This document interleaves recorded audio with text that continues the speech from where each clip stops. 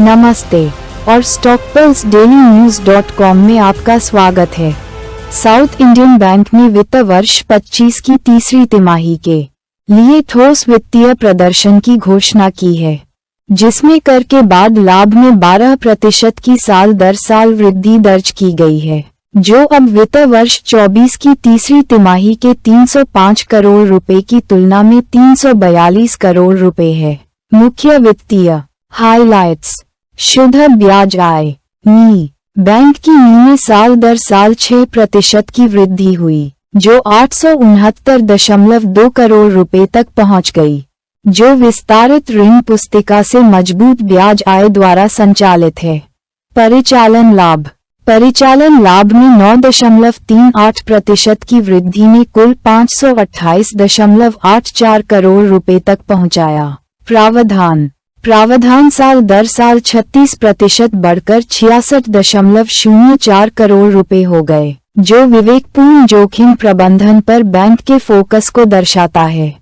कर पूर्व लाभ पीबीटी 6.41% बढ़कर 462.8 करोड़ रुपए हो गया, जो स्थिर कोर बिजनेस वृद्धि को दर्शाता है।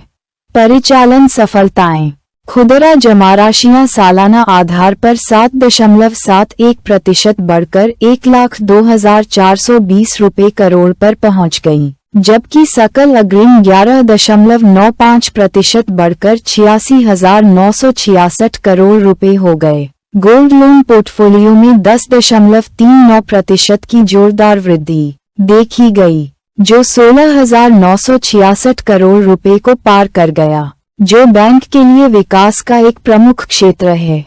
CASA जमाराशियां सालाना आधार पर 4.13% बढ़कर 32,830 रुपए करोड़ हो गईं।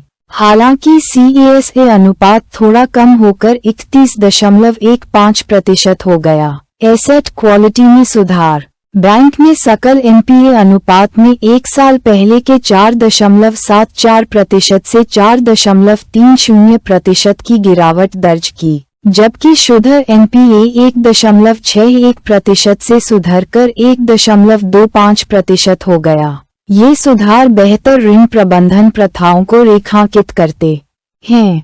CEO का बयान: साउथ इंडियन बैंक के प्रबंध निदेशक और CEO PR शेषाद्री ने कॉर्पोरेट ऋण, आवास ऋण, ऑटो ऋण और स्वर्ण ऋण जैसे क्षेत्रों में गुणवत्ता ऋण वृद्धि पर बैंक के रणनीतिक फोकस को मजबूत प्रदर्शन का श्रेय दिया। उन्होंने जोर दिया कि कम जोखिम वाले नए अग्रिमों के माध्यम से लाभप्रदता बैंक की सर्वोच्च प्राथमिकता बनी हुई है।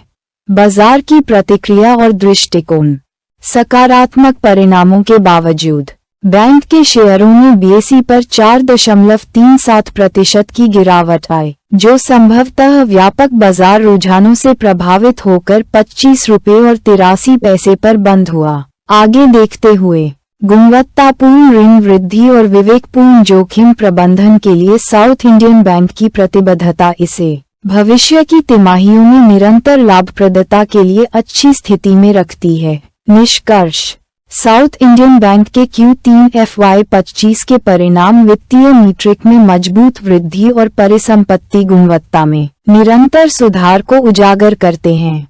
एक ठोस रणनीति के साथ बैंक एक मजबूत और लाभदायक बैलेंस शीट बनाए रखते हुए अपनी परिचालन सफलता पर निर्माण करने के लिए तैयार है। अधिक समाचार और अपडेट के लिए stockpulseDailyNews.com पर बने रहें।